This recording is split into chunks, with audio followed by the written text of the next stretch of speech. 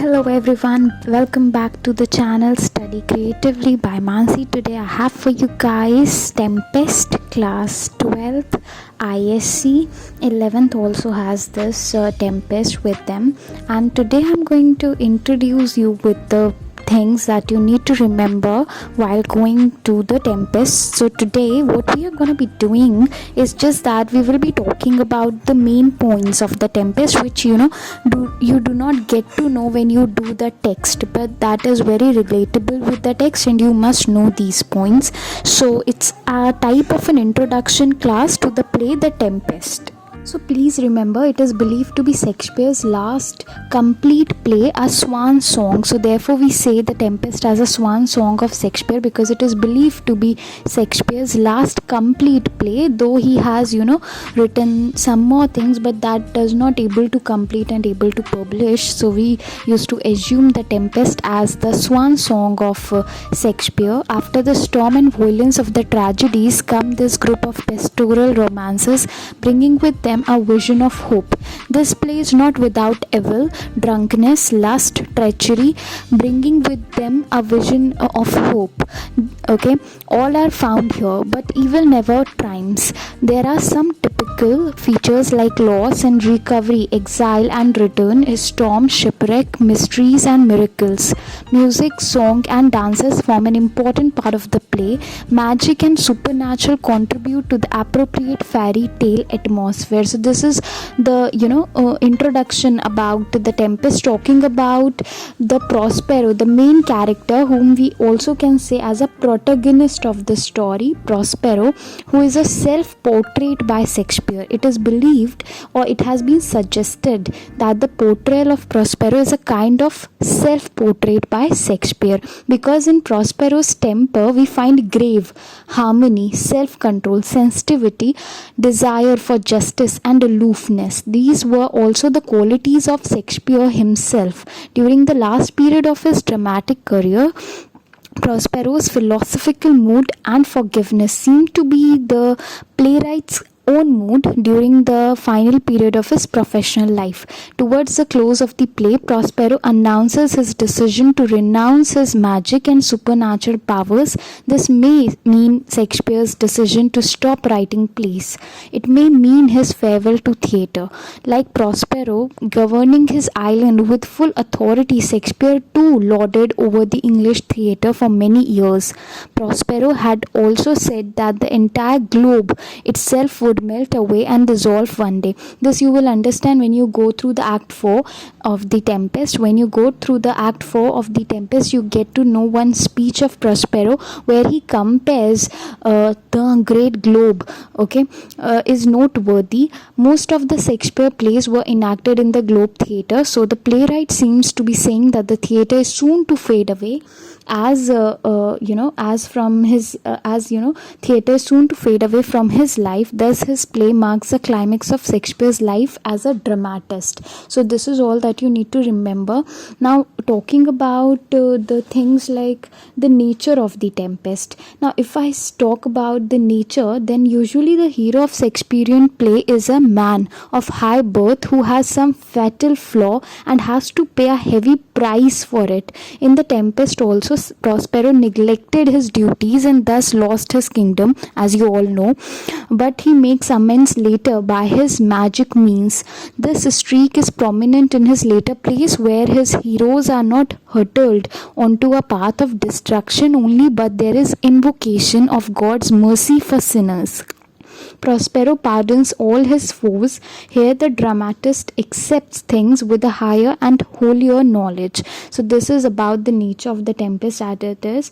Now the spirit of the times, as we can see, there is Ariel, and there are also various spirits and the fellow spirits which will accompany us, or which will be coming in Act 4 when the great mask is going to get organized by the Prospero. We will do it in very elaborative manner later into the parts of this video. Now talking about the journal summary of the play. So what is all that we are going to witness in the play? as a summary. So Prospero, the Duke of Milan, was more interested in philosophical studies than in the governance of the state. He therefore entrusted the responsibility of administering the state to his brother Antonio, who became very ambitious gradually. He decided to be the Duke of Milan and drive out his brother from there. Alonso, the King of Naples, was an arch enemy of Prospero.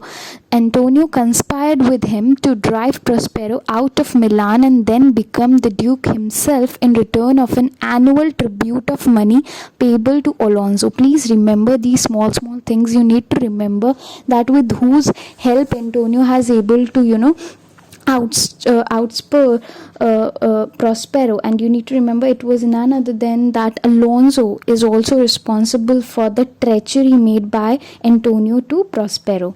Okay, and in return Antonio has promised to pay annual tribute of money to Alonso. Prospero and his little daughter Miranda were put on a small boat and were set afloat on the sea, although Antonio had hoped that the boat would capsize and the two occupants would die.